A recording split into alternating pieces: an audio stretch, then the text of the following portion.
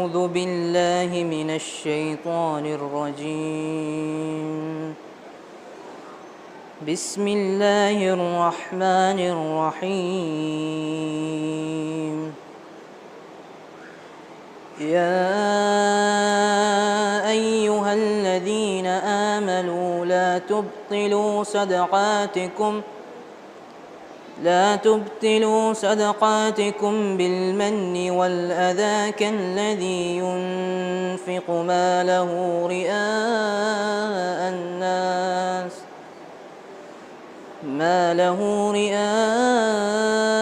الناس ولا يؤمن بالله واليوم الآخر، فمثله كمثل صفوان عليه تراب فأصابه وبل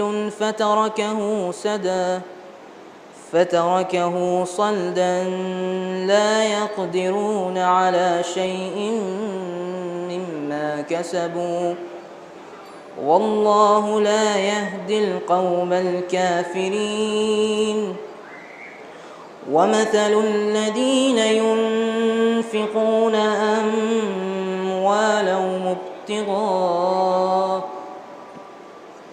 أموالهم ابتغاء مرضات الله وتثبيتا من أنفسهم كمثل جنة بربوة أصابها وبل فآتت أكلها ضعفين، فإن لم يصبها وبل فطل، والله بما تعملون بصير. أيود أحدكم أن تكون له جنة من نخيل وأعناب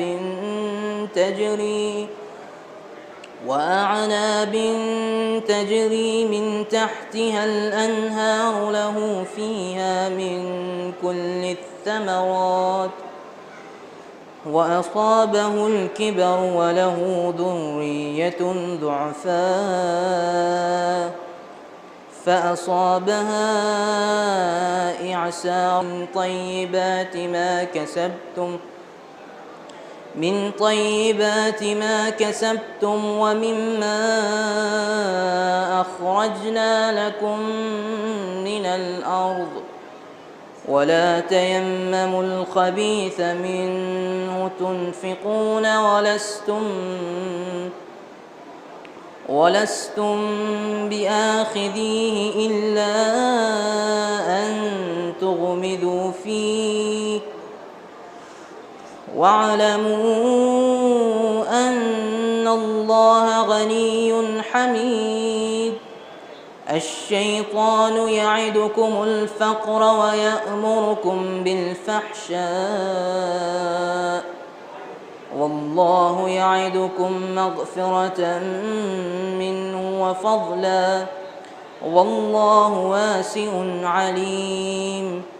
يؤتي الحكمة من يشاء، ومن يؤت الحكمة فقد أوتي خيرا كثيرا، وما يذكر إلا أولو الألباب۔ ایمان والو، اپنے صدقات کو منت گزاری اور اذیت سے برباد نہ کرو، اس شخص کی طرح جو اپنے مال کو دنیا دکھانے کے لیے صرف کرتا ہے اور اس کا ایمان نہ خدا پر ہے اور نہ آخرت پر۔ اس کی مثال اس صاف چٹان کی ہے جس پر گرد جم گئی ہو کہ تیز بارش کے آتے ہی بالکل صاف ہو جائے۔ یہ لوگ اپنی کمائی پر بھی اختیار نہیں رکھتے اور اللہ کافروں کی ہدایت بھی نہیں کرتا۔ اور جو لوگ اپنے اموال کو رضا خدا کی طلب اور اپنے نفس کے استحکام کی غرض سے خرچ کرتے ہیں، ان کے مال کی مثال اس باغ کی ہے جو کسی بلندی پر ہو اور تیز بارش آ کر اس کی فصل دوگنا بنا دے، اور اگر تیز بارش نہ آئے تو معمولی بارش ہی کافی ہو جائے، اور اللہ تمہارے اعمال کو نیتوں سے خوب باخبر ہے۔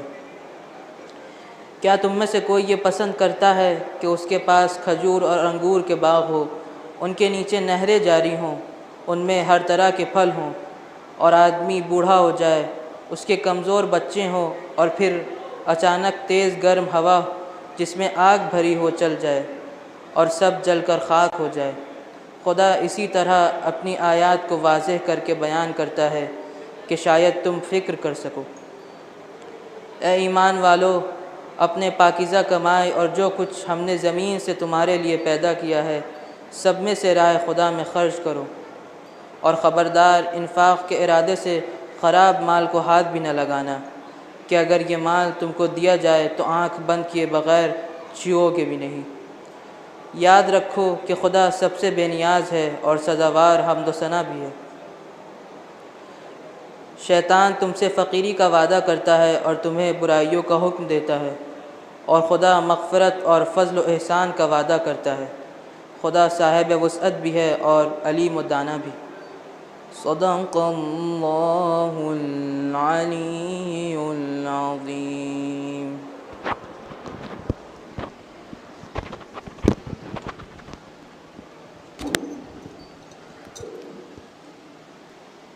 جزاک اللہ۔ یہ تھے جناب مشتبہ صاحب جو کہ بہترین آواز اور بہترین انداز میں تلاوت کلام الہی کر رہے تھے۔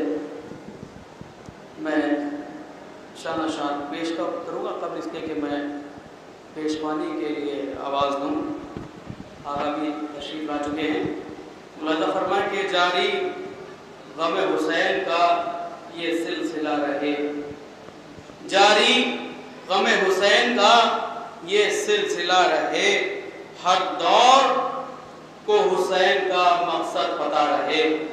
جاری غم حسین کا یہ سلسلہ رہے، ہر دور کو حسین کا مقصد پتہ رہے، اور اس واسطے جھکایا نہیں سر حسین نے، اس واسطے جھکایا نہیں سر حسین نے، تا حشر حق کے حامیوں کا سر اٹھا رہے، تا حشر حق کے حامیوں کا سر اٹھا رہے۔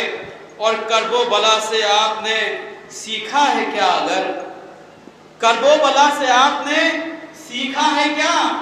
اگر پیچھے عزا حسین کی آگے انا رہے، پیچھے عزا حسین کی آگے انا رہے، کرب و بلا سے آپ نے سیکھا ہے کیا؟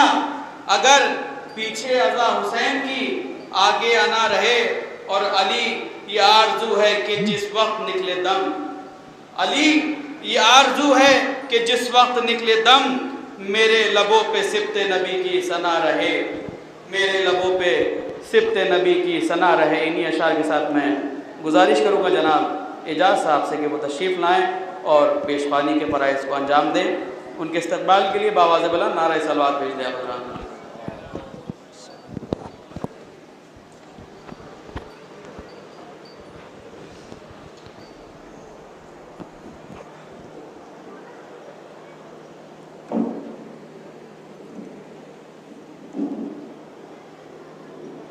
درود پڑھ دیں محمد وال محمد پر۔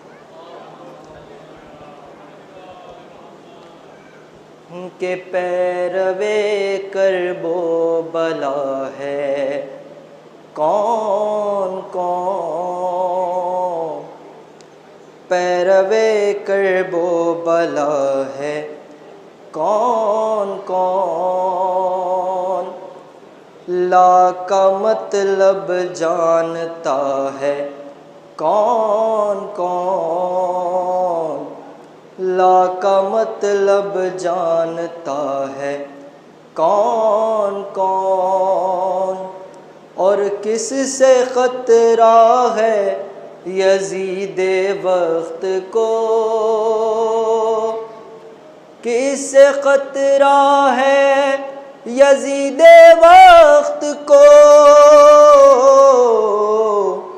ظالموں سے لڑ رہا ہے کون کون، ظالموں سے لڑ رہا ہے کون کون، اور کربلا تو آج بھی آباد ہے،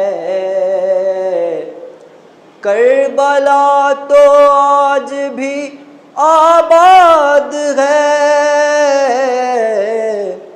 کیا بتائیں مٹ گیا ہے کون کون، ارے کیا بتائیں مٹ گیا ہے کون کون، کس کے دل میں ہے غم صبت نبی، کس کے دل میں ہے غم صبت نبی، کس کے دل میں ہے غم صبت نبی، دیکھتے ہیں با وفا ہے کون کون، دیکھتے ہیں با وفا ہے کون کون، اور غاصب دورائے اسرائیل ہے، غاصب دورائے اسرائیل ہے، دیکھیے اس سے ملا ہے کون کون، دیکھیے اس سے ملا ہے کون کون، اور دیکھتی ہوگی ردائے فاطمہ، دیکھتی ہوگی ردائے بے ردا اور باردا ہے کون کون، بے ردا اور باردا ہے کون کون، اور فرش غم پر آپ بھی آئیے، فرش غم پر آپ بھی آ جائیے، جانتے ہیں آ چکا ہے کون کون، جانتے ہیں آ چکا ہے کون کون،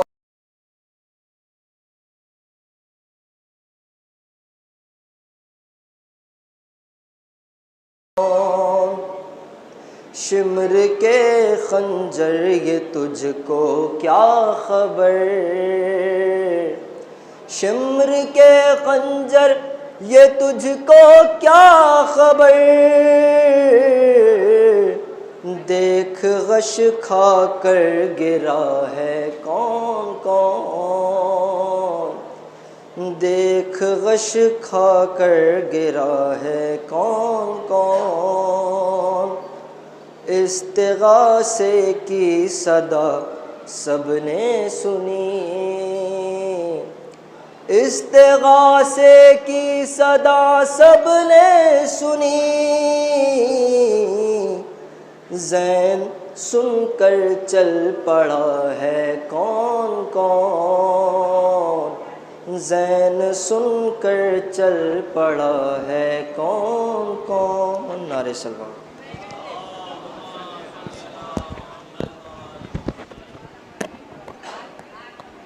حضرات، جیسا کہ آپ کو علم ہے کہ چاند رات سے بھی محرم تک عشرہ مجالس اور عنوان کربلا گام بگام، جس کا سلسلہ چھوٹے امام باڑہ حسین آباد لکھنؤ میں جاری و ساری ہے، یہ مجالس اعضاء پابندی وقت کے ساتھ ٹھیک 8:15 بجے شروع ہو رہی ہیں، اور ان کو خطاب فرما رہے ہیں علی جناب مولانا عقیل عباس معروفی صاحب۔ میں چند اشعار پیش کرنا چاہوں گا۔ علامہ اقبال کے آغا ملاحظہ فرمائیں کہ منفعت ایک ہے اس قوم کی، نقصان بھی ایک، منفعت ایک ہے اس قوم کی، نقصان بھی ایک ہی سب کا نبی، دین بھی ایمان بھی ایک، منفعت ایک ہے اس قوم کی، نقصان بھی ایک ہی سب کا نبی، دین بھی ایمان بھی ایک، حرم پاک بھی اللہ بھی قرآن بھی ایک، حرم پاک بھی اللہ بھی قرآن بھی ایک، کچھ بڑی بات تھی ہوتے جو مسلمان بھی ایک، حرم پاک بھی اللہ بھی قرآن بھی ایک، کچھ بڑی بات تھی ہوتے جو مسلمان بھی، فرقہ بندی ہے کہیں اور کہیں ذاتیں ہیں، فرقہ بندی ہے کہیں اور کہیں ذاتیں ہیں، کیا زمانے میں پنپنے کی یہی باتیں ہیں، کیا زمانے میں پنپنے کی یہی باتیں ہیں۔ میں انہی اشعار کے ساتھ گزارش کروں گا خطیب اہل بیت علی جناب مولانا عقیل عباس معروفی صاحب قبلہ سے کہ وہ رونق افروز ممبر ہوں اور آج کی اس مجلس کو خطاب فرمائیں، جس کا عنوان ہے کربلا گام بگام۔ تمام مومنین سے گزارش ہے کہ ان کے استقبال کے لیے بآواز بلند نعرہ صلوات بھیج دیں۔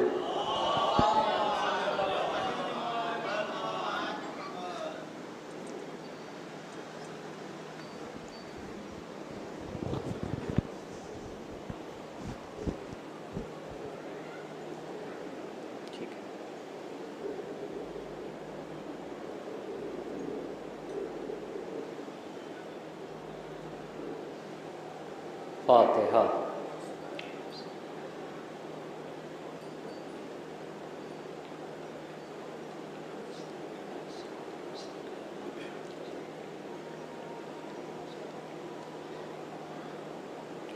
لا حول ولا قوة إلا بالله العلي العظيم۔ أعوذ بالله من الشيطان اللعين الرجيم۔ بسم الله الرحمن الرحيم۔ الحمد لله رب العالمين، الصلاة والسلام على أشرف الأنبياء والمرسلين، خاتم النبيين، سيدنا ومولانا أبي القاسم محمد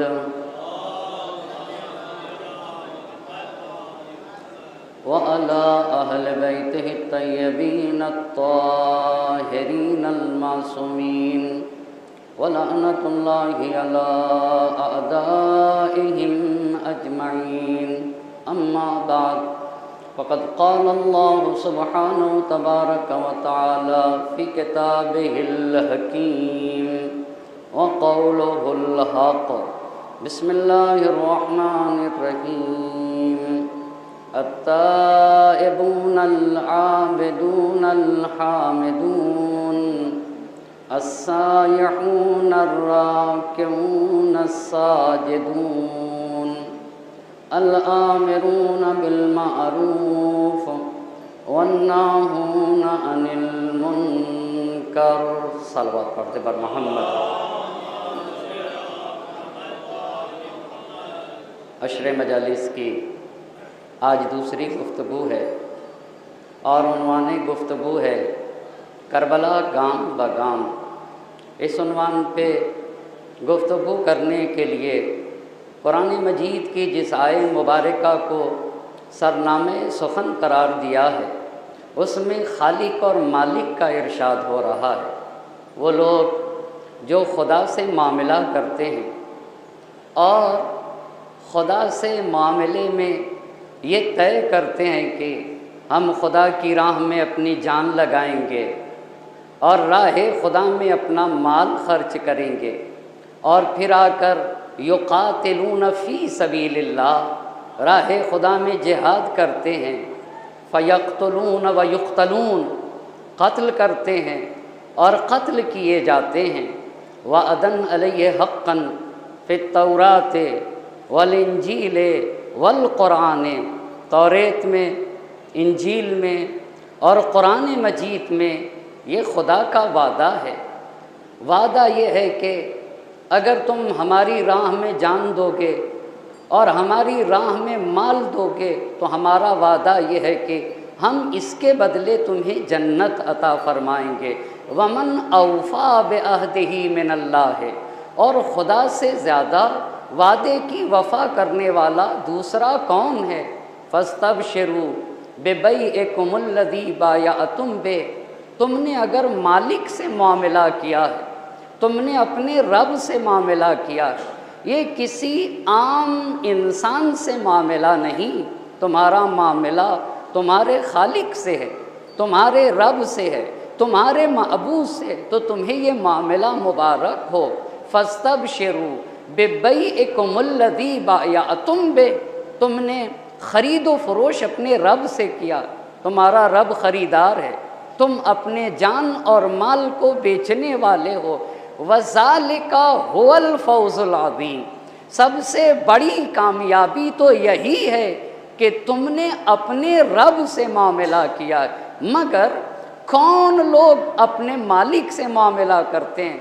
कौन लोग हैं जो समाज को बदलना चाहते हैं, जो मुआशरे में अच्छाइयों को आम करना चाहते हैं? मुस्लिहीन के सिफ़ात क्या होते हैं? वो कौन लोग होते हैं जो खुदा की राह में क़िताल करते हैं, क़त्ल करते हैं और क़त्ल किए जाते हैं, जिन्हें खुदा ने अज़ीम कामयाबी का तमगा अता फरमाया?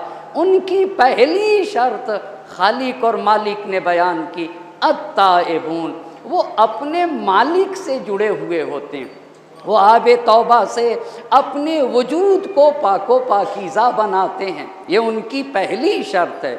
अल आबिदून, और उनकी दूसरी शर्त यह है कि वो सरे नियाज को सिर्फ़ और सिर्फ़ अपने माबूद की बारगाह में झुकाते हैं। वो अपने खालिक के अलावा किसी को लायक़े परस्तिश नहीं जानते, वो सिर्फ़ अपने मालिक की इबादत करते। और उनकी तीसरी सिफत ये होती है अल-हामिदून, वो अगर तारीफ़ भी करते हैं, हम्दो सना करते हैं, तो अपने रब की हम्दो सना करते, अपने माबूद के अलावा, अपने रब के अलावा किसी दूसरे को लायक़े तारीफ़ नहीं समझते। और मुस्लिहीन की चौथी शर्त कुरान ने यह बयान की कि अस्सायहून, वो कायनात के ज़र्रे ज़र्रे में खालिक और मालिक को देखते हैं, यानी कायनात का ज़र्रा ज़र्रा उन्हें खालिक और मालिक का पता बताता है। और उनकी पांचवी शर्त अर्राकिऊन, वो रुकू करते हैं और रुकू में जाकर कहते हैं सुबहाना रब्बियल अज़ीम व बिहम्दे, मेरा परवरदिगार अज़ीम है, मेरा अल्लाह हर ऐब से पाको पाकीज़ा है, मैं उस खुदा की तस्बीह करता हूँ जो अज़मतों का मालिक है, उस खुदा की तस्बीह करता हूँ जो बेऐब है, जिसमें किसी तरह की कोई कमी नहीं पाई जाती। और मुस्लिहीन की छठी शर्त ये होती है कि अस्साजिदून, वो सजदे में सर रख के कहते हैं सुबहाना रब्बियल अला व बिहम्दे, मेरा माबूद बुलंदो बाला है, किबरियाई उसी का हक है, उसमें न कोई ऐब पाया जाता, न ही कोई कमी पाई जाती, न ही कोई नक्स पाया जाता है। मैं उस मुनज़्ज़ह परवरदिगार की तस्बीह करता हूँ। जब इन 6 मंजिलों पे फायज़ हो जाते, ताइब बन गए, आबिद बन गए, हामिद बन गए, सायह बन गए, राके और साजिद, इन 6 मंजिलों पे जब फायज़ हो गए, तब वो कहते हैं कि हमें समाज और मुआशरे को बदलना होगा। अल आमिरून बिल मारूफ, हमें तो समाज और मुआशरे में अच्छाइयों को आम करना है, वन्नाहूना अनिल मुनकर, बुराइयों का खात्मा करना है, इसी को मुस्लिह कहा जाता है। सैयदुश शुहदा हज़रत अबा अब्दुल्लाहिल हुसैन अलैहिस्सलातु वस्सलाम, सलावत पढ़ते बर मोहम्मद और आले मोहम्मद।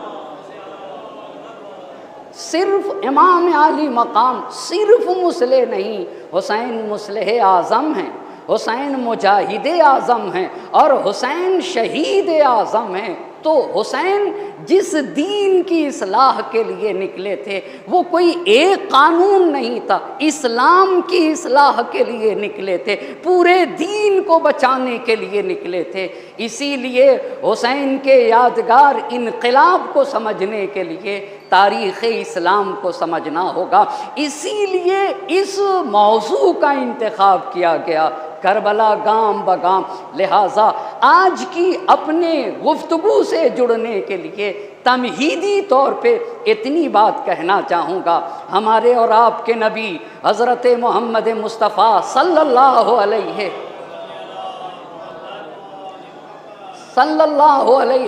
वसल्लम 17 रबीउल अव्वल सन 1 आमुल फील को मक्के मुकर्रमा में पैदा हुए। 40 बरस के बाद, यानी 40 बरस तक अल्लाह के नबी عمل کے ذریعے سے لوگوں کو خدا کی طرف بلاتے رہے، اپنی پاک و پاکیزہ سیرت کے ذریعے سے لوگوں کو اسلام کی طرف دعوت دیتے رہے۔ 40 برس کے بعد سن 40 عام الفیل میں مکہ مکرمہ میں کوہ ہرا پہ قرآن مجید کی سورہ علق کی 5 آیتیں اتری۔ بسم اللہ الرحمن الرحیم، اقرا بسم ربک الذی خلق، خلق الانسان من علق، اقرا وربک الاکرم الذی علم بالقلم، علم الانسان ما لم یعلم۔ اے میرے نبی، اقرا پڑھیے اس خدا کے نام سے جس نے زیور وجود سے آراستہ کیا۔ پس سن 40 عام الفیل میں سورہ علق کی 5 آیتیں اتریں، یعنی دین اسلام کا نزول ہوا مکہ مکرمہ میں۔ قرآن کے نازل ہونے کے بعد 13 برس تک پیغمبر پاک مکے میں رہے، پھر اس کے بعد ہجرت کر کے مدینہ آئے تو 10 برس تک مدینہ منورہ میں رہے، 13 برس تک مکے میں، 10 برس تک مدینہ منورہ، اور ہجرت کے 11ویں برس 28 سفر کو ہمارے اور آپ کے نبی حضرت محمد مصطفیٰ صلی اللہ علیہ وآلہ وسلم دنیا سے رخصت ہوئے نبی کی رحلت کے بعد۔ بس ہمارے نبی کی رحلت سن 11 ہجری مدینہ منورہ میں ہے اور 28 سفر کو ہے۔ نبی کی رحلت کے بعد سقیفہ وجود میں آیا، اور سقیفہ میں پہلے خلیفہ ابو بکر کو چن لیا گیا، لہٰذا پہلے خلیفہ سن 11 ہجری سے سن 13 ہجری تک خلیفہ رہے۔ اچھا، پہلے خلیفہ نے اپنے انتقال کے وقت دوسرے خلیفہ کو چن لیا تو دوسرے خلیفہ 13 سے 23 ہجری تک رہے، اور جب دوسرے خلیفہ کا وقت قریب آیا تو دوسرے خلیفہ نے ایک 6 نفرہ کمیٹی بنائی، اس کمیٹی کو شورا کہا جاتا ہے، اور وہ کمیٹی ایسی بنائی تھی کہ تیسرے خلیفہ کے سوا کوئی اور نہ آ سکے، تو شورا کے ذریعے سے تیسرے خلیفہ آئے۔ تیسرے خلیفہ 23 سے 35 ہجری تک رہے، اتنی بات واضح رہے، تیسرے خلیفہ سن 23 ہجری سے 35 ہجری تک رہے۔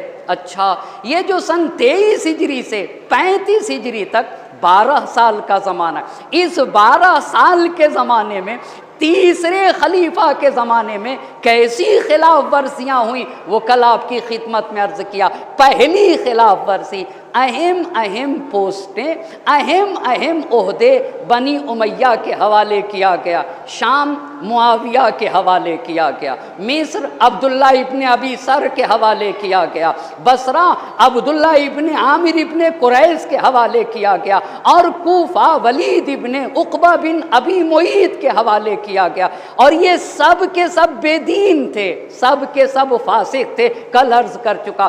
دوسری خلاف ورزی کیا کی گئی؟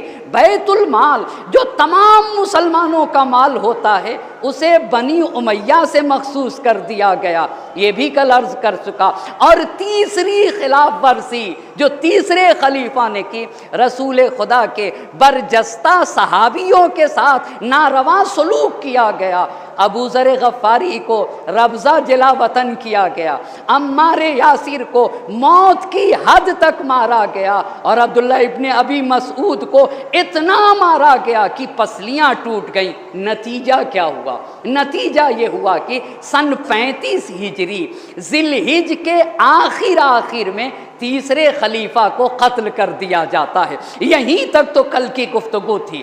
جب سن 35 ہجری ذی الحجہ کے مہینے میں تیسرے خلیفہ کو قتل کیا گیا، اب یہیں پہ ہمارے اور آپ کی آج کی گفتگو ہوگی۔ تو اس قتل عثمان کے بعد مدینے میں کون سے واقعات رونما ہوئے؟ جب تیسرے خلیفہ کو قتل کیا گیا، بہت توجہ کرنے کا مقام ہے، تیسرے خلیفہ کو قتل کیا گیا تو اس وقت کے زیادہ تر اکثر کہتے ہیں 100 میں 80% اگر کسی بات کو لوگ قبول کریں تو اسے اکثر کہا جاتا ہے، تو مدینے کے اکثر لوگ، زیادہ تر لوگ اس بات کی طرف متوجہ ہو گئے کہ اس وقت صرف علی ابن ابی طالب ہی وہ ہیں جو مسلمانوں کی بھنور میں پھنسی ہوئی کشتی کو ساحل نجات تک پہنچا سکتے ہیں، اور تمام انحراف اور تمام کنجرویوں کو سدھار کر کے امت کی رہبری کر سکتے ہیں۔ مگر بہت افسوس، آپ یہ بتائیے 11 سے 13، 13 سے 23، 23 سے 35 کتنے برس ہیں؟ 25 برس ہیں نا، 25 برس، 2 برس کے آس پاس، 2 برس کچھ مہینے پہلے خلیفہ نے، 10 برس کچھ دن دوسرے خلیفہ نے، 12 برس کچھ مہینے تیسرے خلیفہ نے، اس طریقے سے 25 برس خلفائے ثلاثہ نے حکومت کی۔ لیکن اس 25 برس میں اسلام کو کہاں تک پہنچا دیا اور لوگوں کی صورتحال کیا تھی، اس کو عرض کرنا چاہوں گا۔ ہاں، مسلمان تیسرے خلیفہ کے بعد متوجہ ہوا کہ علی کو خلیفہ ہونا چاہیے، مگر مسلمان بہت دیر سے متوجہ ہوا۔ اللہ اللہ، کیوں دیر سے متوجہ ہوا؟ اس پہ توجہ کرنے کی ضرورت ہے۔ بہت دیر سے متوجہ ہوا، کیوں؟ اس لیے کہ اب جب مسلمان متوجہ ہوئے کہ علی کو خلیفہ ہونا چاہیے تو اس وقت کی صورتحال کیا تھی اس پہ توجہ کریے گا۔ مسلمانوں کی حالت کیا تھی، ایک ایک بات کو عرض کروں گا۔ پہلی صورت، انحراف اور کجروی اس درجہ بڑھ چکا تھا کہ انحرافات اور کجرویوں نے لوگوں کو اپنے چنگل میں جکڑ رکھا تھا۔ لوگ بے دین ہو چکے تھے، اب اس بے دینی سے باز نہیں آ سکتے تھے۔ پہلی بات، اس 25 سال میں اتنا انحرافات اور اتنی کجرویاں بڑھ گئی تھی کہ انحرافات اور کجرویوں نے لوگوں کو اپنے چنگل میں پکڑ رکھا تھا، جکڑ رکھا تھا، اس سے وہ باہر نہیں جا سکتے تھے۔ یہ پہلی بات۔ دوسری بات، نفسانی خواہشات، ہوا و ہوس نے لوگوں کی عادت و اطوار، لوگوں کے خلق و خو، لوگوں کے طرز زندگی کو بالکل بدل دیا تھا۔ لوگ بدعتوں کے عادی ہو گئے تھے۔ یہ 2 باتیں۔ تیسری بات، ظلم، ستم، زیادتی، جھوٹ، تہمات، بہتان اور مال اندوزی۔ دنیا جمع کرو، مال جمع کرو، چاہے وہ جس راستے ہی سے کیوں نہ ہو۔ لوگ تہمتوں کے عادی ہو گئے، لوگ ظلم و ستم کے عادی ہو گئے، لوگ بہتان کے عادی ہو گئے، لوگ صرف اس بات کے عادی، کیونکہ تیسرے خلیفہ کے زمانے میں بیت المال کا منہ بنی امیہ کے لیے کھول دیا گیا تھا۔ بیت المال کو بنی امیہ کو دینے کے لیے کسی استحقاق کی ضرورت نہ تھی۔ اب جب امام کا وقت آیا، بلکہ یوں کہوں کہ تیسرے خلیفہ کو قتل کیا گیا، تو مسلمانوں کی صورتحال ایسی تھی۔ پہلی بات، کجرویوں اور انحرافات نے لوگوں کو اپنے چنگل میں جکڑ رکھا تھا، یہ پہلی بات۔ دوسری بات، نفسانی خواہشات، ہوا و ہوس نے لوگوں کے عادات و اطوار، لوگوں کے اخلاق کو بدل دیا تھا۔ لوگ بدعتوں کے عادی ہو گئے تھے، رسول کے لائے ہوئے دین کے پابند نہ تھے، بدعتوں کے پابند تھے۔ تیسری چیز کیا رائج تھی؟ جھوٹ، تہمت، بہتان، ظلم، زیادتی اور مال الدوزی۔ یہ 3 باتیں، اور ہمارے اور آپ کے مولا حضرت امیر المؤمنین علی بن ابی طالب، صرف آپ ہی وہ ذات گرامی تھے جو تمام کے تمام مسلمانوں کو رسول خدا کے زمانے کے اسلامی اخلاق کی طرف پلٹا سکتے تھے۔ لیکن ہوا کیا؟ اب جب امام نے لوگوں کو غیر شرعی کام سے روکنا چاہا، غیر شرعی کام سے، کہ ابھی ساری تفصیلیں آئیں گی، جب امام نے لوگوں کو غیر شرعی کاموں سے روکنا چاہا، بس لوگ امام سے جنگ کے لیے تیار ہو گئے۔ اتنا ہی نہیں، امام کے خلاف ظلم و تشدد کے مرتکب ہو گئے۔ اتنا ہی نہیں، لوگوں نے اسلام کو اصلی حالت پر پلٹنے نہ دیا۔ اتنا ہی نہیں، دوسروں کی جرأتیں امام کے خلاف بڑھا دی، دوسروں کے لیے انحرافات کے راستے کھول دیے۔ آپ یہ بتائیے معاویہ ہو، بنی امیہ ہو، بنی عباس ہو، इनकी जुरतें कहाँ से इतनी बढ़ गई कि ये अली के मुकाबले में आ सकें? किसने जुरतें बढ़ा दी हैं? यही 3 खुलफा का ज़माना था जहाँ इस्लाम को इतना नुकसान पहुँचाया गया कि मुआविया को इतनी जुरत हो गई कि वो अली के सामने आ सके, बनी उमैया को इतनी जुरत हो सकी कि वो परचमे बगावत उठा सके, या बनी अब्बास को अली की मुखालफत की जुरत हो सकी। बस अब तक इतनी बात आपकी खिदमत में अर्ज़ किया, कितनी बातें। जब इमाम की तरफ मुसलमान मुतवज्जे हुए तो लोग दुनिया परस्त हो चुके थे, लोगों के ऊपर ख्वाहिशात नफसानी का गलबा था, और हर एक से बेहतर हमारे इमाम इस बात को जानते थे। 1-2 दलीलें पेश करूं नहजुल बलागा से और फिर गुफ्तगू को ऐसे ही आगे बढ़ाता रहूँगा, मगर मिलजुल कर बरहस्मत मोहम्मद और आले मोहम्मद सलवात भेज दें।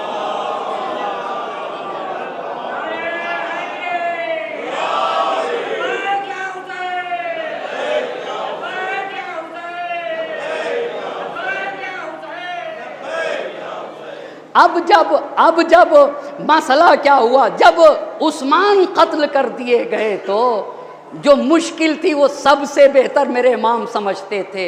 मुश्किल ये थी कि लोगों के अंदर अब इतनी ताबो तमा न थी कि वो हक की हुकूमत को बर्दाश्त कर सकते, वो अलवी हुकूमत को बर्दाश्त करने की ताबो तमा न थी। और इस बात को मेरे इमाम ने खूब बताया। पहली जगह नहजुल बलागा से पहली दलील मेरे इमाम ने कही, जब लोग इमाम के हाथों पर बैत करने के लिए आए तो इमाम ने कहा कि दऊनी वल्तमिसु बी गैरी, मुझे छोड़ दो, मुझे हुकूमत के लिए इंतखाब ना करो, किसी दूसरे को इंतखाब कर लो। क्यों आका, क्यों आप मना कर रहे हैं? क्यों आप हाकिम बनने से मना कर रहे हैं? फ़इन्ना मुस्तक़बिलून अमरन, इसलिए कि हम एक ऐसे अम्र से रूबरू हो रहे हैं, लहू वजूहुन व अलवानुन, जिसके मुख्तलिफ पहलू हैं, जिसके मुख्तलिफ रंग और रूप हैं। ला यक़ूमु लहल क़ुलूब, अलवी हुकूमत जो हक़ की हुकूमत होगी, जो अदल की हुकूमत होगी, जो इंसाफ की हुकूमत होगी, हक़ की हुकूमत को बर्दाश्त करने की दिलों में ताबो तवानाई नहीं पाई जाती, और अक्लें इस दर्जा रुश्द नहीं कर पाई हैं कि वो अली की आदिलाना हुकूमत को बर्दाश्त कर सकें।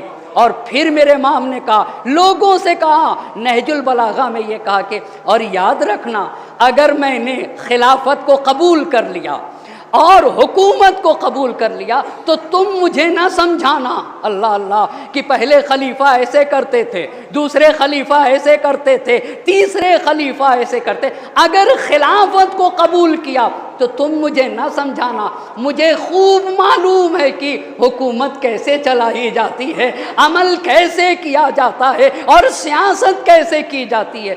इमाम का ये जो फरमान है, इमाम का ये खुतबा, ये बताता है कि इमाम को खूब पता है।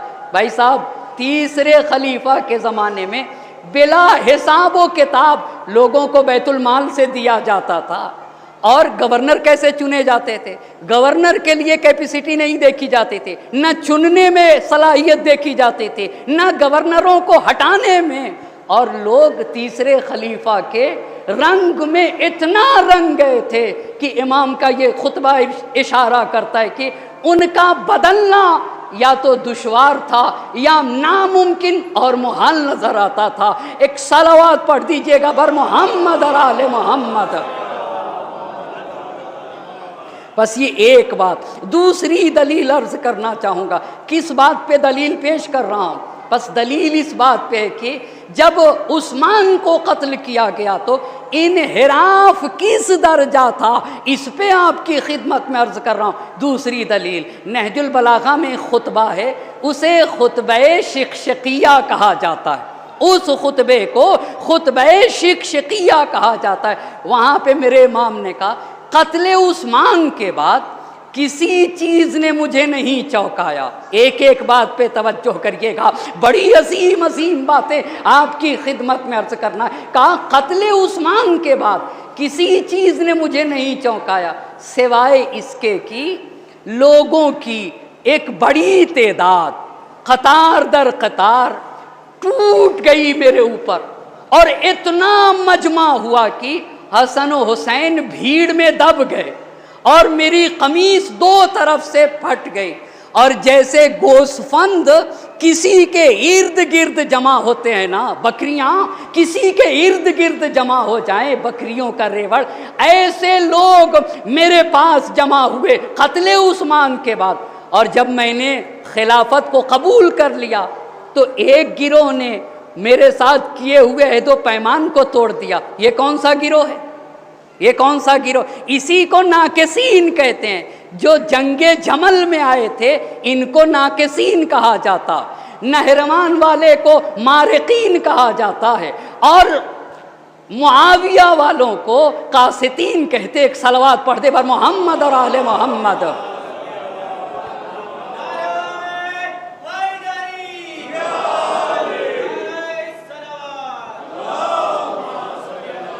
کام میرے امام نے یہ کہا کہ جب میں نے خلافت کو لیا تو ایک نے مجھ سے کیے ہوئے عہد و پیمان کو توڑ دیا، وہ طلحہ، زبیر، عائشہ ہیں جمل والے، ان کو کہتے ہیں ناقصین۔ ایک ایک چیز کو یاد رکھیے گا، کہا ایک گروہ نے عہد و پیمان کو توڑ دیا، دوسرے گروہ دین سے خارج ہو گیا، اس کو کہتے ہیں خوارج، اور تیسرے گروہ نے مجھ پہ ظلم و ستم ڈھایا، اس کو کہتے ہیں قاسطین۔ یہ کون لوگ تھے جنہوں نے امیر المومنین پہ ظلم و ستم ڈھایا؟ وہ کون لوگ تھے؟ وہ یہی لوگ تھے، وہ کوئی اور نہیں تھا، وہ کوئی اور نہیں تھا، وہ یہی معاویہ اور معاویہ کے طرفدار تھے، معاویہ کے طرفدار تھے۔ وہاں کے اوپر امام عالی مقام نے یہ کہا، خدا کی قسم، اس پہ بھی ذرا توجہ کریے گا، امام نے کہا وہ خدا جس نے دانے کو شگافتہ کیا، وہ خدا جس نے انسان کو زیور وجود سے آراستہ کیا، خدا کی قسم اگر لوگوں کی غیر معمولی تعداد بیعت کے لیے حاضر نہ ہوتی، پہلی بات، اگر لوگوں کے وجود سے میرے اوپر حجت تمام نہ ہوتی، دوسری بات، اگر خدا کا عہد و پیمان نہ ہوتا، وہ عہد و پیمان کیا تھا کہ علماء دانشور ظالم کے سامنے اور مظلوم کی مظلومیت کے سامنے خاموش نہ بیٹھیں۔ اگر یہ تین چیزیں نہ ہوتی تو میں خلافت کے اونٹ کی مہار کو اس کے کوہان پہ ڈال دیتا، یعنی خلافت کا اونٹ میں چھوڑ دیتا جہاں دل چاہے چلا جائے۔ تو علی آپ نے خلافت لی کیوں؟ آپ نے حکومت کو لیا؟ کہا دو وجہ، لوگوں کا اصرار اور احساس ذمہ داری، لوگوں کا اصرار اور احساس ذمہ داری نے خلافت کو لیا۔ یہ دو دلیلیں آپ کی خدمت میں بتائیں، تیسری دلیل اور عرض کروں، لیکن ایک صلوات پڑھ دے بر محمد اور آل محمد۔ تیسری دلیل، جب امام کو ظاہری خلافت ملی تو جس دن بیعت ہوئی، بیعت کے دوسرے دن امام نے ایک خطبہ ارشاد فرمایا۔ وہ خطبہ کیا تھا؟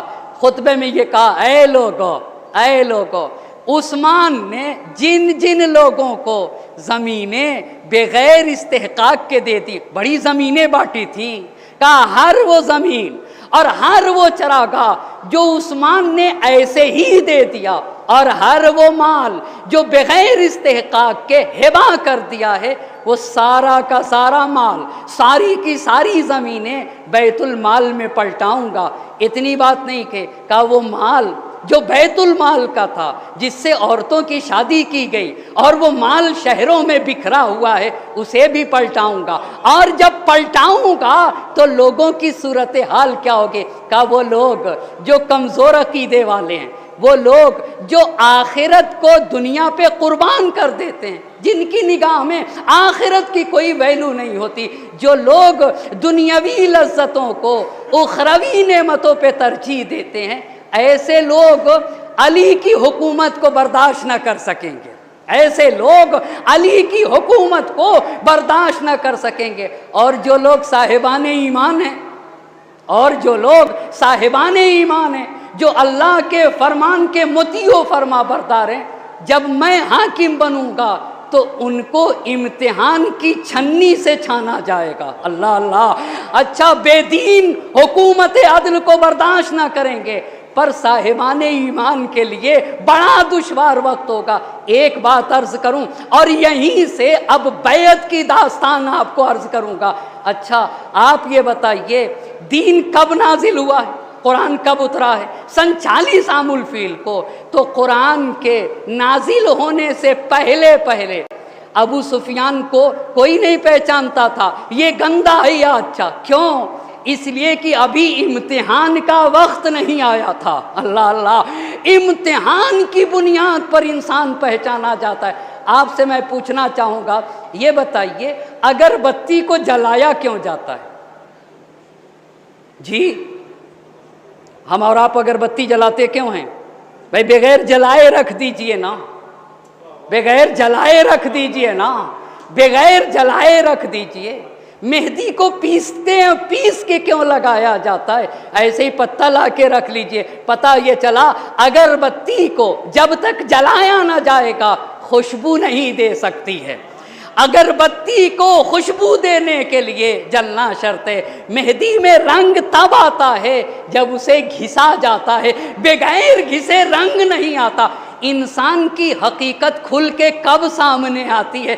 جب امتحان کی چکی میں اسے پیسا جاتا ہے نا، تب انسان کی حقیقت کھل کے سامنے آتی ہے۔ جب تک اللہ کے نبی نے دین کا اعلان نہیں کیا تھا اس وقت تک ابو سفیان بھی اچھا نظر آتا تھا، دوسرے بھی اچھے نظر آتے تھے۔ جب مگر اللہ کے نبی نے یہ اعلان کیا قولوا لا الہ الا اللہ، جب امتحان کا مسئلہ آیا تو خبیث الگ ہوئے، طیب الگ ہوئے، ظلمتیں الگ ہو گئیں اور نور الگ ہوا۔ ایک صلوات پڑھیں بر محمد اور آل محمد۔ اتنی تمہید کے بعد اب مسئلہ امام کے ہاتھوں پہ بیعت کا ہے۔ تو بیعت کی داستان کیا ہے؟ اس کو تمام مورخین نے، ابن اسیر نے لکھا۔ آپ کو ایک خلاصہ کروں اور اپنی بات کو آگے بڑھاؤں۔ قتل عثمان کے بعد لوگ بے دین ہو گئے تھے، لوگ چاہتے تھے کہ جتنا مال مل جائے کم ہے، نہ حق کو دیکھا جاتا تھا نہ انصاف کو دیکھا جاتا تھا۔ اتنا مال انہوں نے لٹایا ہے، اتنا مال لٹایا کہ لوگ بے دین ہو گئے تھے۔ اس پہ 3 دلیلیں آپ کو دی۔ اب ابن اسیر نے لکھا، دیگر مورخین نے یہ لکھا ہے کہ مورخین نے لکھا مہاجرین و انصار۔ یہ بتائیے مہاجر کس کو کہتے ہیں؟ مہاجر کس کو کہتے ہیں؟ وہ لوگ جو مکے سے ہجرت کر کے مدینہ منورہ آئے تھے انہیں مہاجر کہا جاتا ہے۔ انصار کس کو کہتے؟ مدینہ میں 2 قبیلے تھے، ایک قبیلے کا نام تھا اوس، دوسرے قبیلے کا نام تھا خزرج۔ اوس و خزرج جب مسلمان ہوئے تو ان کو انصار کہا گیا۔ انصار مدینہ کے رہنے والے تھے اور مہاجر کہاں کے رہنے والے تھے؟ مہاجر مکے کے رہنے والے تھے۔ جب عثمان کا قتل ہوا، ابن اسیر نے اپنی تاریخ میں لکھا، دیگر مورخین نے اپنی تاریخ میں لکھا، تو مہاجرین و انصار سے کچھ پیغمبر کے صحابی جمع ہوئے جن میں طلحہ اور زبیر بھی تھے۔ جمع ہونے کے بعد امام کے پاس آئے اور امام کے پاس آ کر کہتے ہیں کہ آقا لوگوں کے لیے امام ہونا بہت ضروری ہے۔ اچھا متوجہ ہوئے لوگ، تو امام نے کہا مجھے تمہاری رہبری کی ضرورت نہیں۔ اللہ اللہ، کہا مجھے تمہاری رہبری کی ضرورت نہیں ہے، بشریت علی کی محتاج ہے، علی کسی کے محتاج نہیں ہے۔ کہا مجھے تمہاری رہبری کی، تم جسے چاہو خلیفہ بنا لو، میں اس کی مخالفت نہ کروں گا۔ تو طلحہ زبیر اور دیگر پیغمبر کے اصحاب نے کہا ہم آپ کے علاوہ کسی کو نہیں چننے والے ہیں۔ امام نے پھر لوگ اور بڑھے، مجمع بڑھ گیا، لوگوں کا اصرار ہوا، سب نے 3 اہم باتیں کہیں۔ بہت توجہ کریے گا، یہ تاریخ ہے، اس سلسلے کو بتائے بغیر آپ کو معلوم ہے نا کربلا کا واقعہ رونما نہ ہوتا۔ جو باتیں عرض کرنا چاہ رہا ہوں اگر یہ تاریخ میں نہ ہوتی، سب نے آ کے 3 باتیں کی، آقا امام سے کہی امامت اور رہبری کے لیے سب سے شائستہ آپ ہیں، یہ پہلی بات کہی۔ دوسری بات یہ کہی کہ اسلام کی ترقی میں آپ کا رول سب سے زیادہ رہا ہے. خدا کی قسم اگر تاریخ اسلام میں صرف علی مرتضیٰ کا کردار پڑھا جائے نا تو 10 دن نہیں کئی عشرے درکار ہوں گے. پس کا پہلی بات امامت اور رہبری کے لیے سب سے شائستہ آپ ہیں. دوسری بات آپ کا اسلام کی ترقی میں سب سے زیادہ کردار آپ کا ہے. تیسری بات یہ بتائیے قریش کس کو کہا جاتا ہے؟ قریش کس کو کہا جاتا ہے؟ رسول خدا کے 12ویں دادا نضر بن کنانہ کو قریش کہا جاتا ہے. قریش میں کتنے خاندان ہیں؟ قریش میں 25 خاندان ہیں. ایک بنی تیم، دوسرا بنی عدی، تیسرا بنی امیہ، چوتھا بنی ہاشم. بنی تیم سے پہلے خلیفہ، بنی عدی سے دوسرے خلیفہ، بنی امیہ سے تیسرے خلیفہ. پر بنی ہاشم سے کون ہے؟ بنی ہاشم سے کون؟ اللہ کے رسول بنی ہاشم سے، 12 امام بنی ہاشم سے، شہزادی کونین حضرت فاطمہ زہرا سلام اللہ علیہا. بہت توجہ کریے گا. ابو بکر بھی قریش، عمر بھی قریش، عثمان بھی قریش اور علی مرتضیٰ بھی قریش، رسول خدا بھی قریش. مگر توجہ کریے گا، ابو بکر کا خاندان بنی تیم، عمر کا خاندان بنی عدی، تیسرے خلیفہ کا خاندان بنی امیہ. مگر رسول خدا اور علی مرتضیٰ کس گھرانے سے ہیں؟ بنی ہاشم سے. تو یہ بتائیے علی رسول سے زیادہ قریب ہیں یا پہلے دوسرے اور تیسرے خلیفہ؟ آپ بتائیں نا کون رسول سے زیادہ قریب ہے؟ یہ سب نے کہا، اس میں طلحہ زبیر بھی تھے، کہا اے علی آپ امامت اور رہبری کے لیے سب سے شائستہ. یہ پہلی بات. دوسری بات کہی کہ سب سے زیادہ اسلام کی ترقی میں آپ کا کردار. تیسری بات یہ کہی کہ رسول خدا سے سب سے قریبی رشتہ دار آپ ہیں. کیوں آپ ہیں؟ اس لیے کہ اللہ کے نبی بھی بنی ہاشم سے اور آپ بھی بنی ہاشم سے ہیں. تو میرے امام نے کہا کہ مجھے چھوڑ دو، مجھے معاف کر دو، میں تمہارا وزیر رہوں، یہ بہتر ہے اس بات سے کہ تمہارا حاکم بن جاؤں. مطلب کیا ہوا؟ اس کا کیا مطلب ہوا؟ اس کا مطلب یہ ہوا کہ علی کو تو صرف تمہاری مدد چاہیے، علی تمہاری نصرت کرنا چاہتے ہیں. علی اگر حکومت لیں گے تو علی کو فائدہ نہیں ہے، علی فائدہ پہنچانے کے لیے حکومت لیتے ہیں. ایک صلوات پڑھیں بر محمد اور آل محمد. بس 3 دلیلیں پیش کی. پہلی دلیل کیا تھی؟ پہلی دلیل گھبرائیے گا نہیں، پہلی دلیل امامت و رہبری کے لیے سب سے شائستہ آپ ہیں. دوسری دلیل کیا تھی؟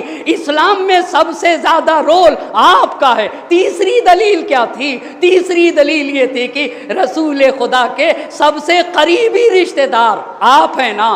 امام نے کہا کہ نہیں میں تمہارا وزیر رہوں گا. وزیر کا مطلب تمہارا ناصر و مددگار رہوں گا. لیکن مدینے کے حالات، ابن اسیر نے اپنی کتاب تاریخ جلد نمبر 3 صفحہ نمبر 80 پہ یہ بات لکھی ہے، بہت توجہ کریے گا.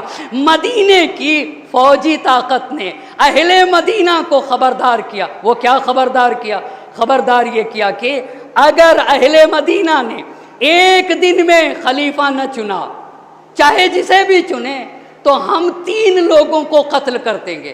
علی کو قتل کریں گے، طلحہ کو قتل کریں گے، زبیر کو قتل کریں گے.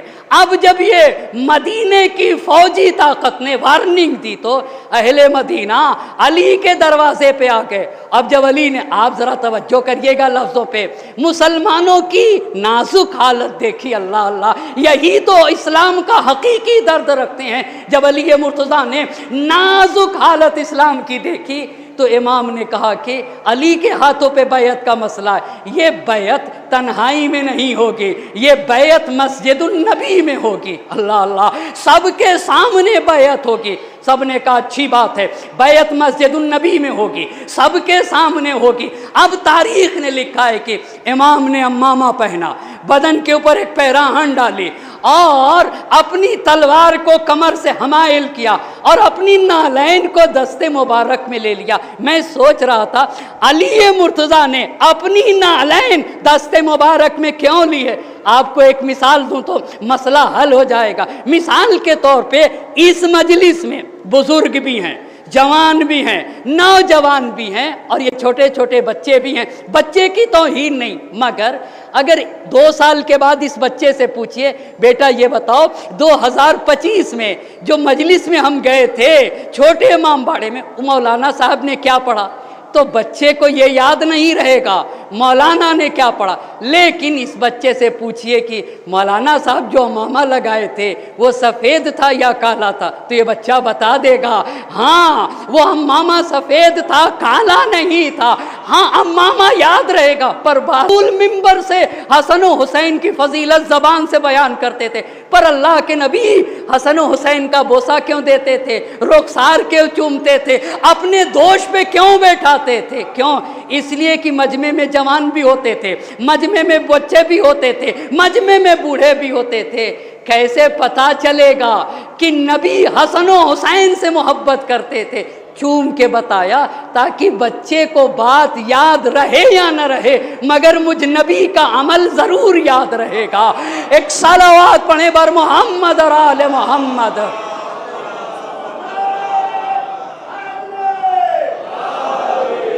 اچھا تو گئے، نالین کو ہاتھ میں لیا، کمان پہ ٹیک لگا دی، اب بیعت کا سلسلہ شروع ہوا۔ بہت توجہ کریے گا، تاریخ میں سب سے پہلے مولا کے ہاتھ پہ جس نے بیعت کی ہے وہ کون ہے؟ وہ کون ہے؟ طلحہ۔ اس کو یاد رکھیے گا، سب سے پہلا آدمی طلحہ آیا، طلحہ نے بیعت کی۔ طلحہ کا ہاتھ مفلوج تھا، معیوب تھا۔ جب طلحہ نے سب سے پہلی بیعت امام کے ہاتھ پہ کی تو وہاں پہ ایک شخص تھا، اس کا نام ہے حبیب ابن زعیب۔ حبیب ابن زعیب نے فوراً کہا انا للہ و انا الیہ راجعون۔ یہ بات کیوں کہی اس نے؟ یہ بات کیوں کہی؟ کہا سب سے پہلا ہاتھ جس نے بیعت کی وہ عیبی ہاتھ ہے۔ اللہ اللہ، بہت توجہ کریے گا، معیوب ہاتھ ہے، وہ مفلوج ہاتھ ہے۔ یہ بیعت، اس کا انجام اچھا نہ ہوگا، یہیں سے توجہ کریے گا، اس کا انجام اچھا نہ ہوگا، یہ تو انجام بخیر نہ ہوگا۔ کیوں؟ عیبی ہاتھ نے بیعت کی ہے۔ طلحہ کے بعد کس نے بیعت کی؟ طلحہ کے بعد کس نے بیعت کی؟ طلحہ کے بعد دوسرا انسان جس نے بیعت کی ہے وہ زبیر ہے۔ طلحہ اور زبیر کے بعد بہت توجہ، دونوں نے بیعت کر لی اور 4 مہینے کے بعد بیعت توڑ دی۔ کس نے؟ سب سے پہلے طلحہ نے بیعت کی، طلحہ کے بعد زبیر نے بیعت کی، اور دونوں نے بیعت کرنے کے 4 مہینے کے بعد بیعت کو توڑ دیا، اور اس کے بعد سارے لوگوں نے بیعت کی۔ اچھا، اس کے بعد تمام لوگوں نے بیعت کی۔ بہت توجہ کریے گا، مہاجر کسے کہتے ہیں؟ بتائیں گے آپ، مہاجر کسے کہتے ہیں؟ جی، مہاجر کسے کہتے ہیں؟ مکے کے تھے یا مدینے کے؟ مکے کے رہنے والے تھے۔ انصار کہاں کے رہنے والے تھے؟ مدینے کے۔ تو کیا کوئی ایسا تھا، اس سب سے کام ہے، کوئی ایسا تھا مدینے میں جس نے امیر المومنین کے ہاتھوں پہ بیعت نہ کی ہو؟ ہاں، مہاجرین میں سے 2 لوگ جنہوں نے امام کے ہاتھوں پہ بیعت نہیں کی۔ امام کی حکومت کا امتیاز بتانا ہے مجھے عزیزان محترم، آپ کی خدمت میں بہت ساری باتوں کو عرض کرنا ہے۔ سعد ابن ابی وقاص نے بیعت نہیں کی، بس مہاجرین میں سے پہلا انسان جس نے بیعت نہیں کی وہ کون ہے؟ سعد ابن ابی وقاص، جس کا بیٹا عمر سعد ہے، جس کا بیٹا عمر سعد ہے۔ دوسرا کون؟ دوسرے خلیفہ کے ایک بیٹا ہے عبداللہ ابن عمر۔ عبداللہ ابن عمر کون ہے؟ عمر ابن خطاب کے بیٹے کو عبداللہ ابن عمر کہتے ہیں۔ 2 لوگوں نے مہاجرین میں سے بیعت نہیں کی۔ کون کون؟ کون کون؟ سعد ابن ابی وقاص، اور کون؟ عبداللہ ابن عمر۔ اور انصار میں سے بہت 10 لوگوں نے، 9 لوگوں نے انصار میں سے بیعت نہیں کی، جس میں سے ایک ابو سعید خدری ہیں، دوسرا نعمان بن بشیر ہے، تیسرا حسان بن ثابت ہے۔ اچھا، اتنے لوگوں نے بیعت نہیں کی۔ امیر المؤمنین خلافت ظاہری پر فائز ہو گئے۔ کب بیعت ہوئی امام کے ہاتھوں پہ؟ کب بیعت ہوئی ہے؟ سن 35 ہجری میں۔ اچھا، کتنی تاریخ تھی؟ 25 ذی الحج۔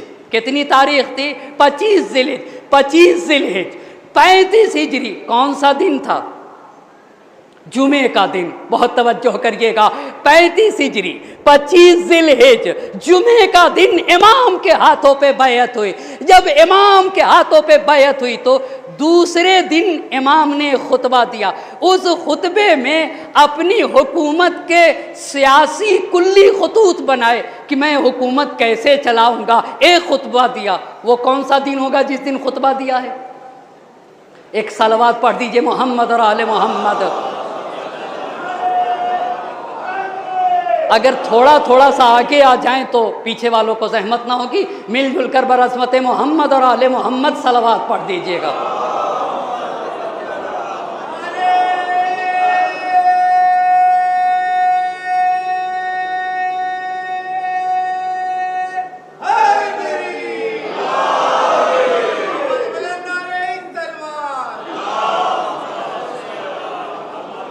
بس سب نے بیعت کر لی نا، سب نے بیعت کی۔ بیعت کس دن ہوئی ہے؟ جمعے کے دن۔ اچھا کتنے ذی الحج کو؟ 25 ذی الحج کو۔ کس سن میں؟ سن 35 ہجری میں۔ دوسرا دن کون سا دن ہوگا؟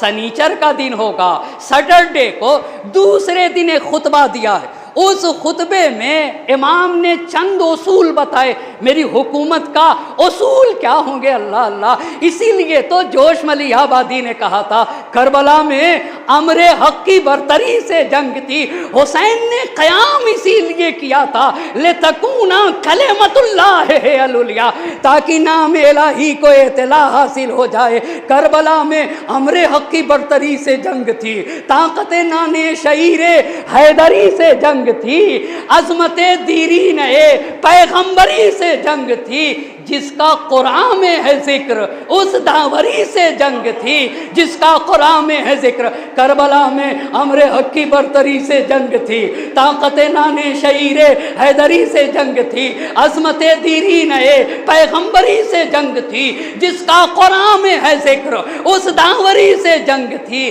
کب نفاق ارباب حق سے برسر پیکار تھا، وہ خدا پر آخری لاتو حبل کا وار تھا۔ ایک صلوات پڑھیں بر محمد اور آل محمد۔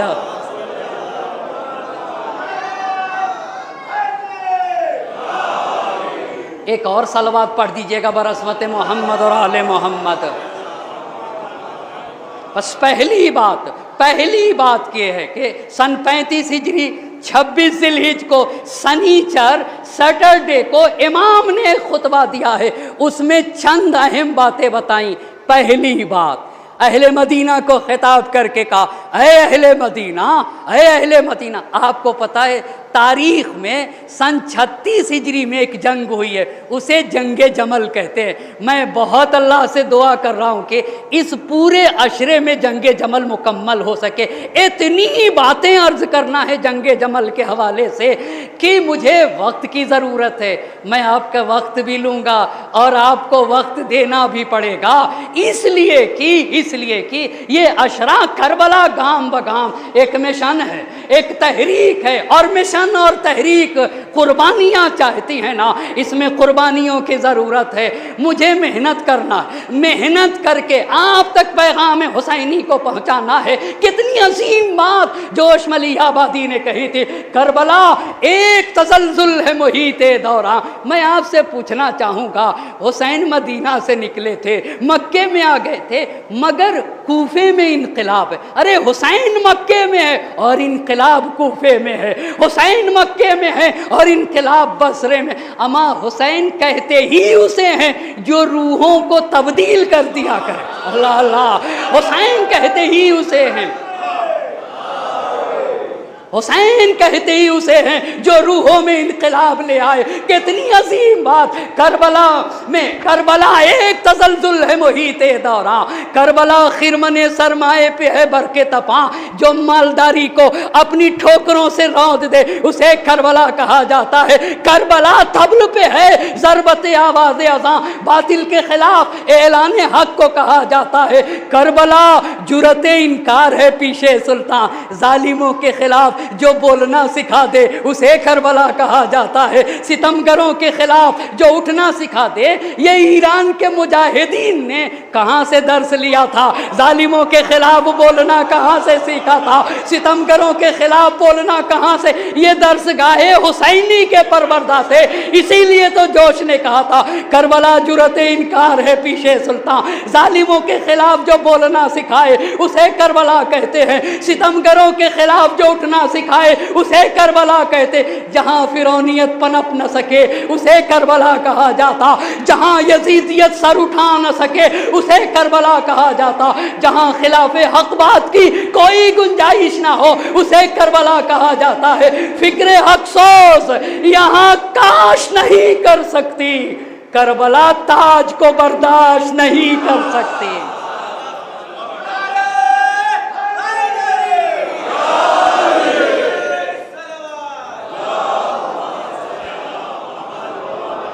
फिक्रे हक सोज यहाँ काश नहीं कर सकती, करबला ताज को बर्दाश्त नहीं कर सकती। करबला भी हुकूमत को निगल सकती है, करबला तख्त को तलवों से मसल सकती है, करबला खार तो क्या आग पे चल सकती है, करबला वक्त के धारे को बदल सकती है। करबला वो किला है जहां जर्रार रहा करते हैं, जहां कर्रार रहा करते हैं। करबला में फर्रार की कोई गुंजाइश नहीं। अल्लाह अल्लाह, करबला कले फौलाद है जर्रारों का, करबला नाम है चलती हुई तलवारों का। एक सलावात पढ़े बर मोहम्मद और आले मोहम्मद। अच्छा तो दूसरे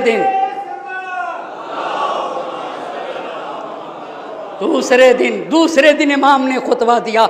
इन बातों को मैं फिर अपने मजमे से गुजारिश करूंगा। ये मजलिसें वो हैं कि एक मर्तबा सुनना काफ़ी नहीं है, बार बार सुनना पड़ेगा। अपनी फैमिली के साथ, अपने बच्चों के साथ सुनना पड़ेगा। यकीन मानिए मैं कोशिश करता हूँ जितना हो सके 20 घंटे, 30 घंटे, 50 घंटे, 10 दिन तैयारी करके आना चाहता हूँ। ये 1-2 दिन की तैयारियों से नहीं होता है, वगरना आपकी तौहीन हो जाएगी। ऐसे ही बगैर मुतालिया किए खतीब मिंबर पे आ जाए तो वो सामीईन की तौहीन करता है, किसी और की तौहीन नहीं करता है, वो सामीईन की तौहीन है। इतना बड़ा मुहर्रम, इतनी बड़ी आज़ादारी और इतना बड़ा इनकलाब हुसैनी खुतबा दिया इमाम ने। बैत के दूसरे दिन सनीचर का दिन था। पहली बात कही, अहले मदीना याद रख लो, पहली बात मैंने बार बार तुम्हारे इसरार करने पर मजबूर होकर खिलाफत को कबूल किया। आपको पता है इमाम मासूम मुबालगा नहीं करता है ना। इमाम मासूम जो हक और हकीकत है वही बयान किया करते हैं। पहली बात तुमने बार बार इसरार किया, तुम्हारे इसरार की बुनियाद पे मैंने हुकूमत को कबूल किया, ये पहली बात बयान की। दूसरी बात इमाम ने कही, दूसरी बात बहुत तवज्जो करिएगा, कहा तुम्हारे इम्तिहान का वक्त है, तुम्हारे आजमाइश का वक्त है। जैसे रात की तारीकी तुम्हारे घरों में आती है ना, ऐसे ही फितने ने तुम्हारा रुख कर लिया है। अल्लाह अल्लाह, जैसे रात की तारीकी तुम्हारे घरों में आती है ना, ये पता चलेगा जंगे जमल में, ये सारी उसकी तरफ इशारा है। जंगे जमल में अली के साथ कौन, तलहा जुबैर और हजरत आयशा के साथ कौन है ना, बहुत अजीम बातें हैं। और तारीख की पहली जंग है जहां 2 मुसलमान लड़े। कौन सी जंग? जंगे जमल, ये पहली जंग है जहां 2 मुसलमान लड़े। तो इमाम ने दूसरी बात क्या कही? कहा तुम्हें इम्तिहान से गुजरना होगा, तुम्हें आजमाया जाएगा। रात की तारीकी जैसे तुम्हारे घरों में आती है ना, वैसे फितनों ने तुम्हारा रुख किया। लेकिन इस इम्तिहान से कामयाब होकर गुजरने वाले कम ही लोग हैं। या तो वो लोग हैं जो सब्र करते हैं, या वो लोग हैं जो दूर अंदेश होते हैं, जिनके यहाँ बसीरत पाई जाती है, या वो लोग इस इम्तिहान से कामयाब होकर गुजरेंगे जो अहले इल्म व मारिफत हैं, जिनके यहाँ इल्म व आगाही पाई जाती है। ये 2 बातें। तीसरी बात इमाम ने कही, मैं वही अली हूँ। अल्लाह अल्लाह, ये किस ज़माने की तरफ इशारा है? अच्छा ये बताइए ये किस सन में गुफ्तगू है? किस सन में गुफ्तगू है? सन 35 हिजरी में। रसूल की वफात कब है? सन 11 हिजरी में। कितने बरस के बाद ये खुतबा दिया जा रहा है? 25 बरस के बाद। कहा याद रखो मैं रसूल के ज़माने का अली हूँ। अल्लाह अल्लाह, रसूल के ज़माने का। क्या तुम भूल गए बद्र मैंने फतह किया है, ओहद मैंने फतह किया है, खंदक मैंने फतह किया है, खैबर मैंने फतह किया। ये न समझना कि अगर अली 23 बरस के थे, 23 और 25 जोड़ेंगे तो कितना होगा? कितना होगा? 23 और 25 48। जंगे बद्र में 23 बरस के और जंगे जमल में 48 बरस के। का हाथ वही है। इसीलिए तो शायर ने कहा तलवार काटती है मगर हाथ चाहिए। अल्लाह अल्लाह, तलवार चाहे काटती है मगर हाथ चाहिए। का मैं वही अली हूँ, रसूल के ज़माने का वैसे ही अमल करूँगा जैसे रसूल के ज़माने में अमल करता था। अच्छा, फिर से अपनी बात को समेटना चाहूँगा। पहली बात, तुम्हारे इसरार पे हुकूमत को कबूल किया। दूसरी बात देखो तुमको इम्तिहान से गुजरना होगा। तीसरी बात, आप बताइए क्या कही इमाम ने? तीसरी बात, एक सलवात पढ़ दीजिए, मोहम्मद और आले मोहम्मद।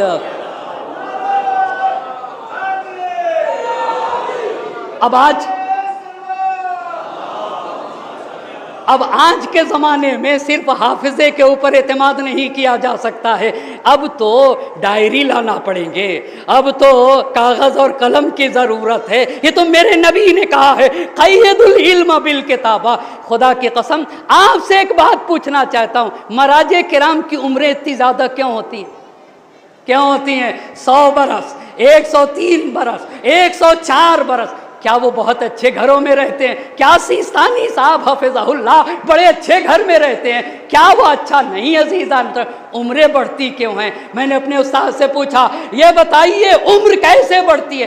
कहा जब एक फ़कीह को किसी मसले का इल्म होता है तो इतना ज़्यादा खुश होता है कि उस खुशी के सामने कोई भी चीज़ आ जाए उतना खुश ना होगा जितना इल्म हासिल करके खुश होता है। अल्लाह अल्लाह, जितना इल्म हासिल करके फ़कीह के ज़हन को सुकून मिलता है ना, किसी चीज़ से सुकून नहीं मिलता। मेरे उस्ताद कहते हैं जब मैं एक नई बात सीखता हूँ तो मेरी उम्र 2 साल बढ़ जाती है।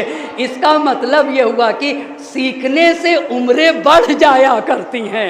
एक सलावत पढ़े बर मोहम्मद और आले मोहम्मद। अच्छा, पहली बात तुम्हारे इसरार से कबूल किया। दूसरी बात, इम्तिहान से गुजरना होगा। तीसरी बात इमाम ने कही, वही रसूल के ज़माने का अली हूँ। चौथी बात, बहुत ऐ अहले मदीना, अल्लाह अल्लाह, ऐ अहले मदीना, तुम में से जिन लोगों को ऐशो इशरत ने अपने कब्ज़े में जकड़ लिया है, जिन्होंने ज़मीनें हड़पी हैं, जिन्होंने जायदाद हड़पा है, जिन्होंने नहरें जारी की हैं, जो कीमती घोड़ों पे सवार हुए हैं और जिन्होंने नर्म नाजुक कनीज़ों को अपने पहलू में रखा, ये मिली कहाँ से थी इनको? बोलिए ना, ये मिली कहाँ से थी?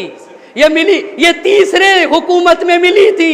का ऐ अहले मदीना, जिन लोगों ने ज़मीनें हड़पी हैं, जिन लोगों ने नहरें जारी की हैं, जो लोग कीमती घोड़ों पे सवार हुए हैं, जिनके पहलू में नाजुक बदन कनीज़ें हैं, उनके लिए वो बड़ी तकलीफ देह बात होगी जब अली बैतुल माल का सारा माल बैतुल माल में पलटाएंगे। अल्लाह अल्लाह, का ये सारी चीज़ें आपको अंदाज़ा होगा अली के मुकाबिल में क्यों लोग खड़े हो गए। का ये सारी चीज़ें बैतुल माल में पलटाऊंगा। आका दीजिएगा कितना? कहा जितना हक है वह उतना ही दिया जाएगा। अल्लाह, और फिर का ये कौन सी बात थी? ये कौन सी बात थी?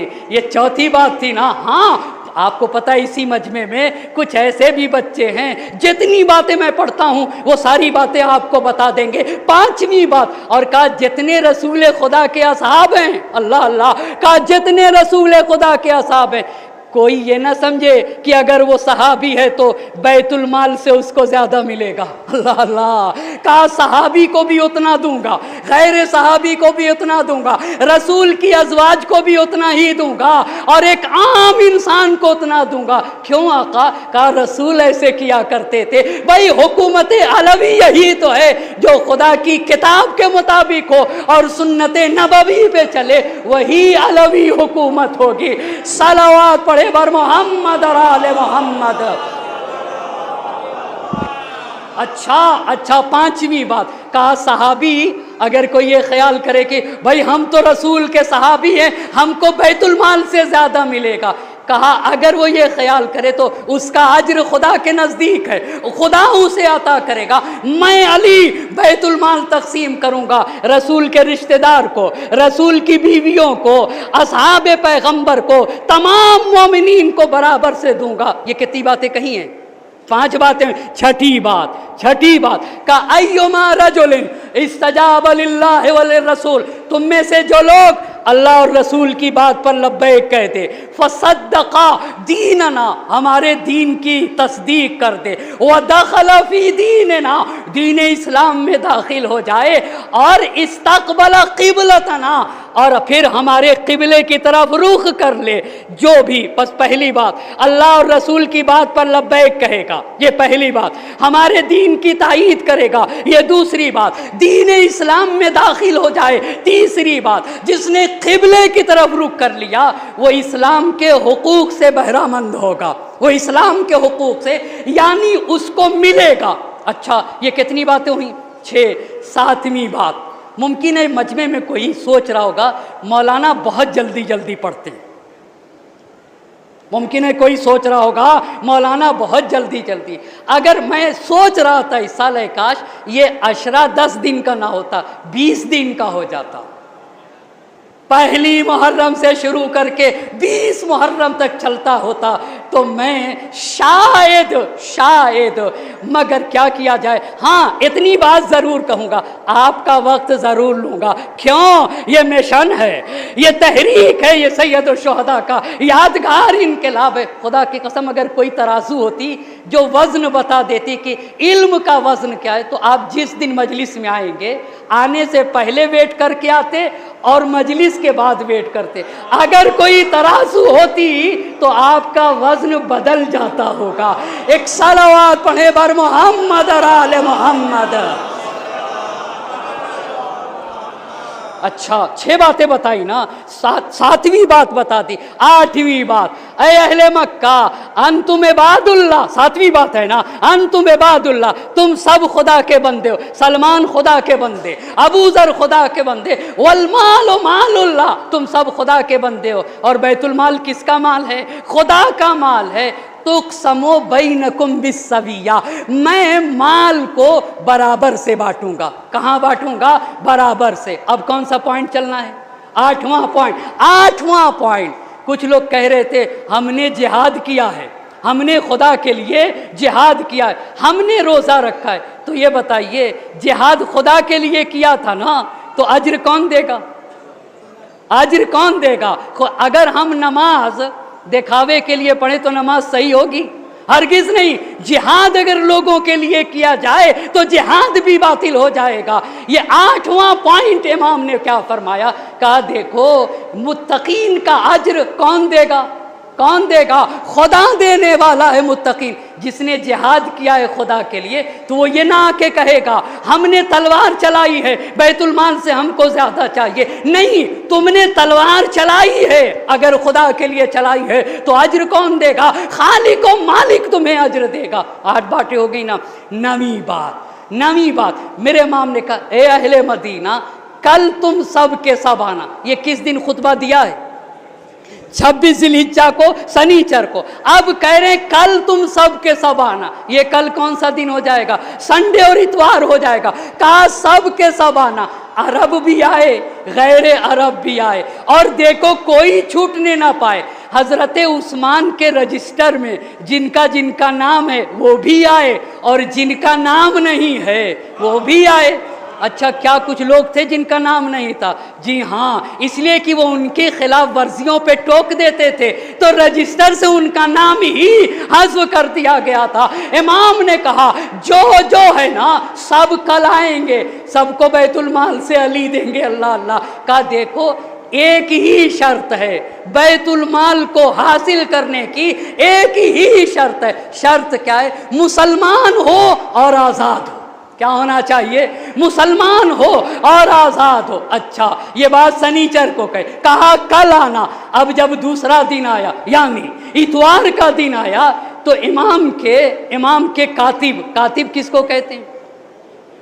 लिखने वाला, जो नाम लिखता है, कातिब उबैदुल्लाह इब्ने अबी राफे। नाम क्या है? अब उबैदुल्लाह इब्ने, अब मुमकिन है कोई सोच रहा हो कि मौलाना इतने नाम कैसे याद होंगे। आपसे पूछना चाहूँगा, बिल्ली बड़ी है या इंसान? जी, कुछ लोग नहीं बोल रहे हैं। एक सलवात पढ़ दीजिए, मोहम्मद और आले मोहम्मद। बताइए ना, बिल्ली बड़ी है या इंसान? कैसे जब हम और आप जाते हैं कहीं पे और बिल्ली आगे से गुजर जाए तो क्या करता है ड्राइवर? क्या रुकता है या नहीं? क्यों रुकता है? बिल्ली ने रास्ता काट दिया। अरे, बिल्ली रास्ता काट सकती है और तुम बिल्ली का रास्ता नहीं काट सकते?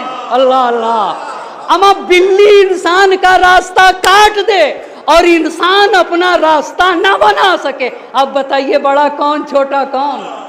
एक सलावत पढ़े बर मोहम्मद और आले मोहम्मद। बताइए ना, अमा बिल्ली ने काट दिया, तुम बिल्ली का रास्ता काट दो। अच्छा, तोते पले होते हैं इन्हीं घरों में, तोता बड़ा या इंसान? बताइए ना, तोता बड़ा है या इंसान? अच्छा, अमा तोते को जैसा याद करा दिया जाए वैसा याद कर लेता है। इसका मतलब है कि ये कहने की गुंजाइश, भाई कमाल नहीं है 10 नाम याद हो जाएं, ये कोई कमाल नहीं। ऐब ये है कि मुझे याद क्यों नहीं होता है। एक सलावत पढ़ दीजिए बर मोहम्मद और आले मोहम्मद। अब बताइए किस जगह छोड़ा था? जी हाँ, शर्त क्या है कि उबैदुल्लाह इब्ने अबी राफे पे छोड़ा था ना। उबैदुल्लाह इब्ने अबी राफे, अगर आपने ना पकड़ा तो हम तो बहक जाएंगे, आप हमें पकड़ के चलिए। बहके तो खड़े होके टोक दीजिएगा, मौलाना आप बहक गए, आप ये पढ़ रहे थे दूसरी लाइन पे चले गए, आपको टोकने का हक है। खूब जमा करिएगा। खुदा की कसम मैं चाहता हूँ कि मजलिसे सैयदुश्शुहदा इतनी अमीक होना चाहिए, दुनिया की किसी भी यूनिवर्सिटी का प्रोफेसर इतनी अमीक बातें ना करे जितना खतीबे आले मोहम्मद मिंबर से आके जितनी अमीक बातें करता। 50 घंटे 80 घंटे पढ़ के आके 2 घंटे में बता दे तो फिर हुसैन की अज़ा मिशन बन जाएगी। एक सलावत पढ़े बर मोहम्मद और आले मोहम्मद। अब इतवार का दिन आ गया, सारे लोग जमा हुए। उबैदुल्लाह इब्ने अबी राफे को बुलाया, कहा उबैदुल्लाह पहले मुहाजिरीन को दो। किसको पहले दो? क्या चीज़ देना था? बैतुल माल से स्कॉलरशिप कह लीजिए, वजीफा होता था, हर महीने लोगों को दिया जाता था, वजीफा दिया जाता था। कहा पहले मुहाजिरीन को। मुहाजिरीन कौन है? मक्के के लोग जो हिजरत करके मदीना आए थे, मुहाजिरीन को पहले दीजिए। अच्छा, उसके बाद अंसार को दीजिए। अच्छा, मुहाजिरीन को दिया गया, अंसार को दिया गया, तो सहल इब्ने हुनैफ, शर्त क्या थी? मुसलमान होना और आज़ाद होना। गुलाम को नहीं दिया जाएगा। किसको? इसलिए कि गुलाम किसी चीज़ का मालिक नहीं होता है, ये एक अलग बहस है। गुलाम को क्यों नहीं दिया जाएगा? गुलाम अपने मौला की मिल्कियत होता है, गुलाम किसी चीज़ का मालिक नहीं होता, जो कुछ उसके पास होता है उसके मौला का होता है। तो इमाम ने क्या कहा? मुसलमान होना चाहिए और आज़ाद। सहल बिन हुनैफ आगे बढ़े, एक इंसान को अपने हाथ में आपने साथ लिए होते, कहा आका कल तक ये मेरा गुलाम था, आज आज़ाद हो गया, आप इसको देंगे या नहीं देंगे?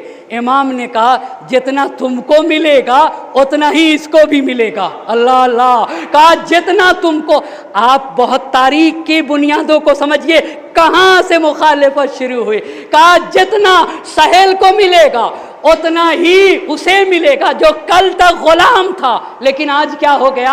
आज आज़ाद हो गया। बस यही मुसावात थी।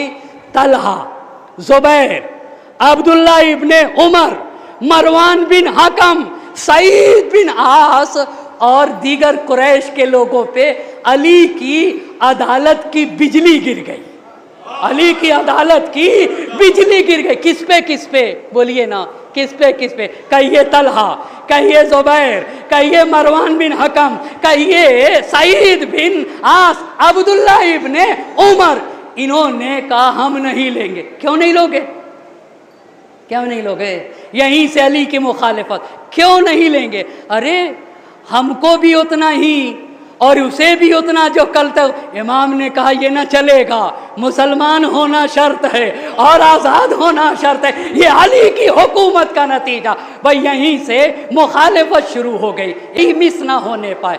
اگر مجلس چھوٹ گئی تو بہت نقصان آپ کا ہوگا، مس نہ ہونے پائے۔ ہم اپنا ماضی پلٹائیں گے۔ ماضی کیا تھا ہمارا؟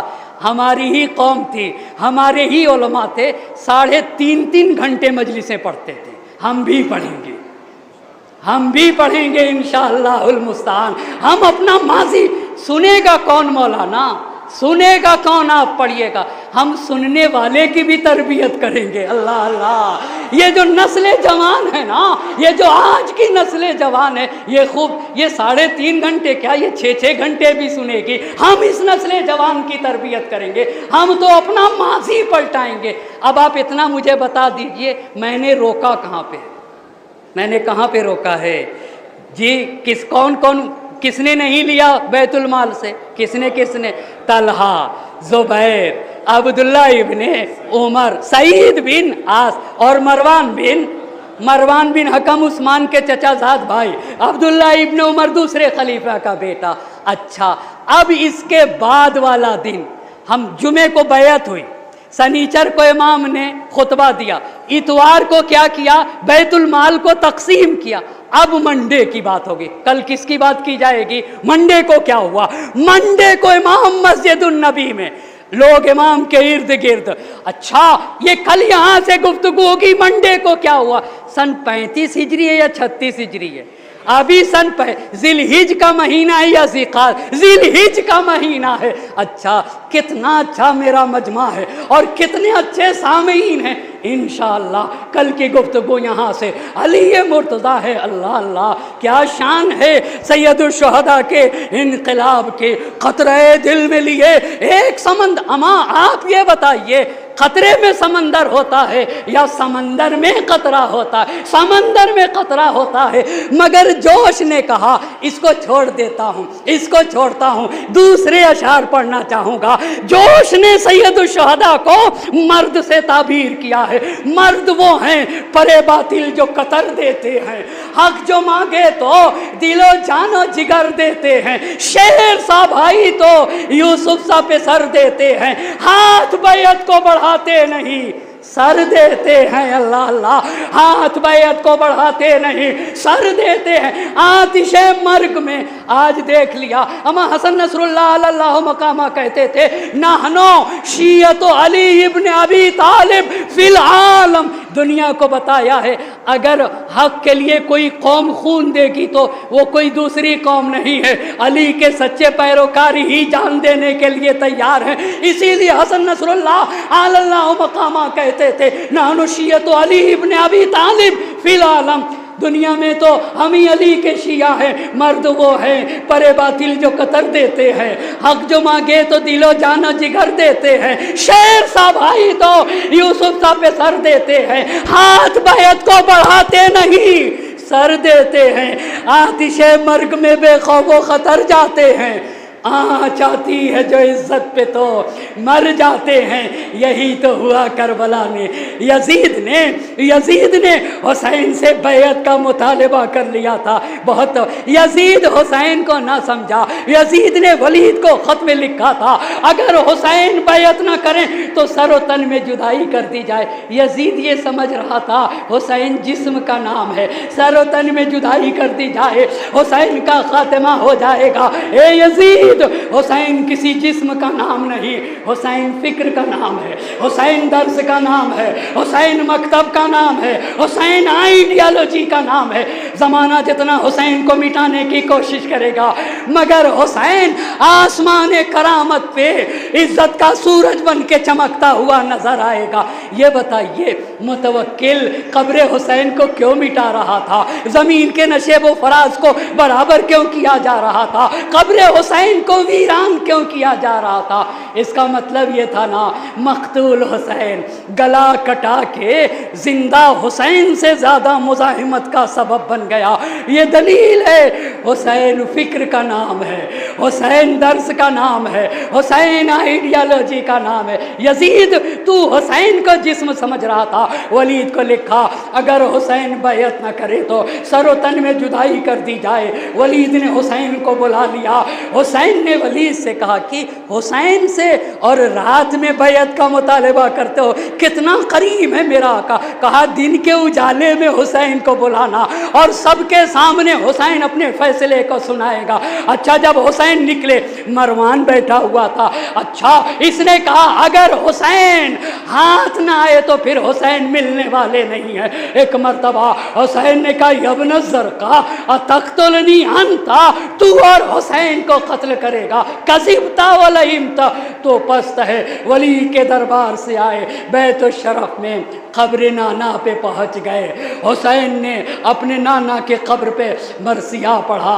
नाना आपकी कब्र पे चिराग जलाने वाला हुसैन न रहेगा। नाना ये लोग मुझे मदीना में रहने न देंगे, मुझ पे सितम ढाया जा रहा है। मैं आपकी बेटी फातिमा का बेटा हूँ। रात भर हुसैन कब्र अतहर पे बयान करते रहे। फिर हुसैन बैतुल शरफ आए। दूसरी रात हो गई, हुसैन फिर नाना के कब्र पे पहुंच गए। नाना नाना मैं आपका बेटा हूँ, आपकी बेटी फातिमा का बेटा हूँ। रोते रोते हुसैन को नींद लग गई। ख्वाब में देखा, क्या देखा? अल्लाह के नबी है, मलाइन का सरे अक़दस रसूल के आगोश में। हुसैन ने रसूल से कहा नाना मुझे भी अपने पास बुला लीजिए। तो रसूल पाक ने कहा मेरे लाल हुसैन तुम्हें करबला जाना होगा, गला कटाना होगा। अजरकुम अल्लाह। कब्र अतहर से जुदा हुए, माँ की कब्र पे चले, लड़कते हुए कदम, लड़कते हुए कदम कब्र मादर पे गए। एक मर्तबा कब्र मादर को खिताब किया, अस्सलामु अलैका या अम्मा। अम्मा हुसैन का सलाम आखिर लो। कब्र मादर से आवाज आई, वालेकुम सलाम या गरीब लोग। ए माँ के मुसाफिर हुसैन, अब तुम्हारी माँ कब्र में न रहेगी, तुम्हारे साथ साथ चलेगी। भैया हसन की कब्र पे आ गए। भैया हुसैन मदीना छोड़ रहा, बैतुल शरफ में आ गए। घर वालों को कहा बहन ज़ैनब सामाने सबर तैयार करो, सोगरा खुदा हाफिज। अरे मोहम्मद हनफी आ गए। आका न जाइए। मेरे बाप ने कहा नबिया मैं क्या करूं, अगर कोई जगह न मिलेगी तब भी यजीद की बैत न करूंगा। हुसैन मदीना छोड़ रहे थे, इतने में उम्मे सलमा आगे बढ़ी। हुसैन मैंने नाना से आपके सुना है, मेरा हुसैन करबला में कत्ल कर दिया जाएगा। हुसैन ने कहा नानी हाँ मैं वो दिन जानता हूँ जिस दिन मुझे कत्ल किया जाएगा। मैं अपने कातिल को पहचानता हूँ, मैं अपने शोहदा के मकतल को भी पहचानता हूँ। एक मर्तबा हुसैन ने अपना हाथ उम्मे सलमा के चेहरे पे फेरा और सरज़मीन करबला की तरफ इशारा किया। सरज़मीन करबला बुलंद, नानी यही वो जगह है जहाँ मुझे कत्ल किया जाएगा। ए नानी यहाँ मेरा अकबर मारा जाएगा, नानी यहाँ मेरा कासिम मारा जाएगा, ए नानी यही मेरी कब्र बनाई जाएगी, यही मेरा रोज़ा बनाया जाएगा। एक मरतबा करबला की खाक डाली और उठाने के बाद उम्मे सलमा को देख के कहा, नानी इस खाक को अपने पास रख लीजिए, जब तक ये खाक खाक रह जाए समझिएगा हुसैन जिंदा, और जब खाक खून में बदल जाए समझिएगा आपका हुसैन दुनिया में रहा। नानी मैं राख न जाऊं तब भी मुझे कत्ल कर दिया जाएगा।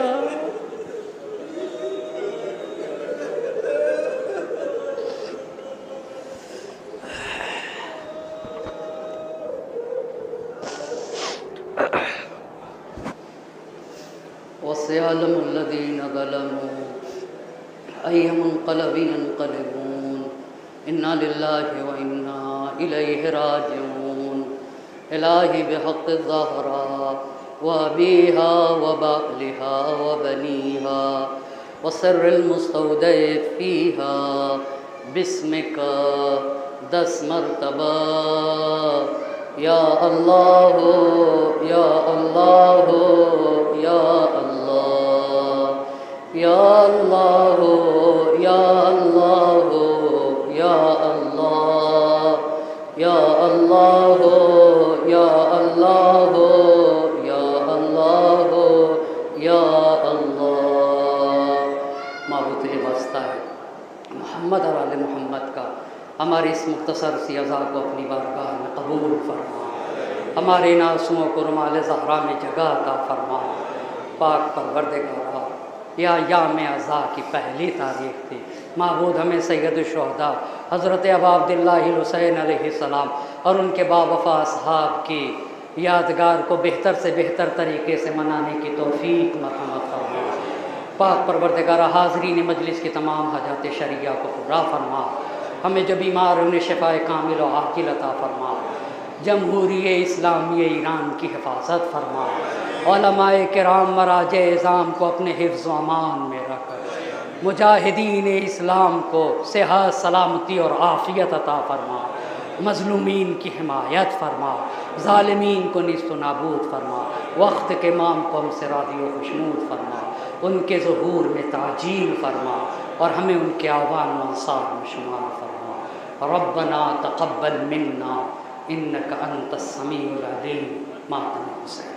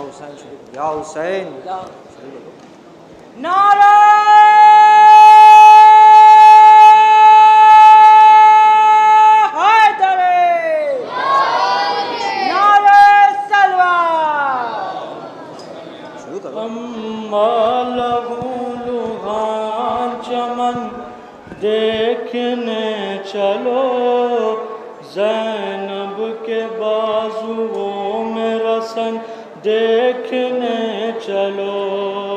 अम्मा लहू लुगान चमन देखने चलो, ज़ैनब के बाजुओं में रसन देखने चलो। अम्मा लहू लुगान चमन देखने चलो, زینب کے بازوؤں میں رسن دیکھنے چلو، اماں لہو لہان چمن دیکھنے چلو، زینب کے بازوؤں میں رسن دیکھنے چلو، اماں لہو لہان چمن دیکھنے چلو، زینب کے بازوؤں میں رسن دیکھنے چلو، اماں لہو لہان چمن دیکھنے چلو، زینب کے بازوؤں میں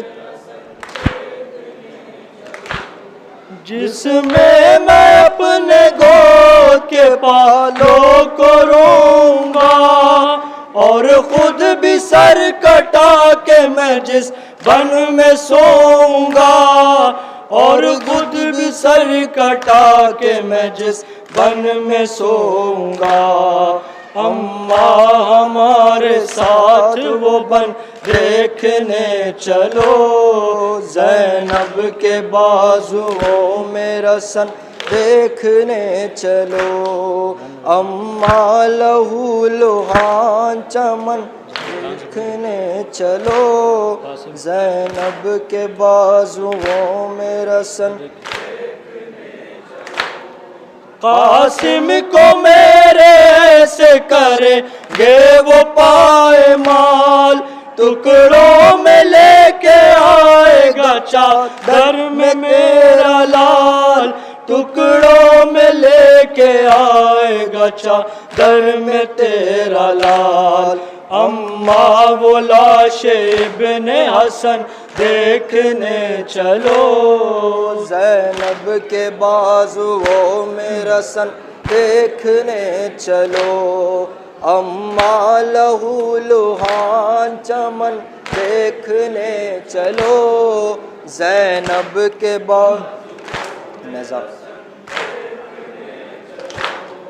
نیزہ جہاں لگے گا میرے نوجوان کو، تیرے ستم لگے گا جہاں بے زبان کو، تیرے ستم لگے گا جہاں بے زبان کو، رکھ کر کے ہاتھ دل پہ وہ رن دیکھنے چلو، زینب کے بازوؤں میں رسن دیکھنے چلو، اماں لہو لہان چمن دیکھنے چلو، زینب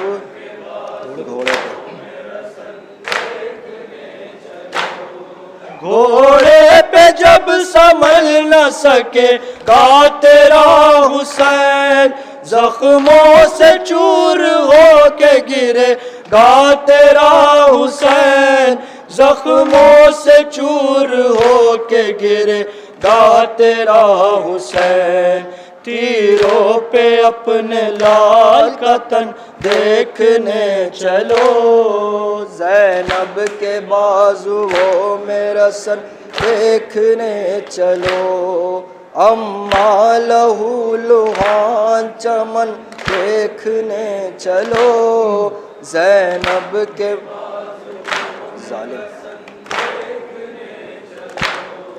ظالم تیرے حسین پہ ڈھائیں گے سختیاں، اماں یہ توڑ ڈالیں گے میری بھی پسلیاں، اماں یہ توڑ ڈالیں گے میری بھی پسلیاں، ٹکڑوں میں میرا سارا بدن دیکھنے چلو، زینب کے بازوؤں میں رسن دیکھنے چلو، اماں لہو لہان چمن دیکھنے چلو، رو کر علی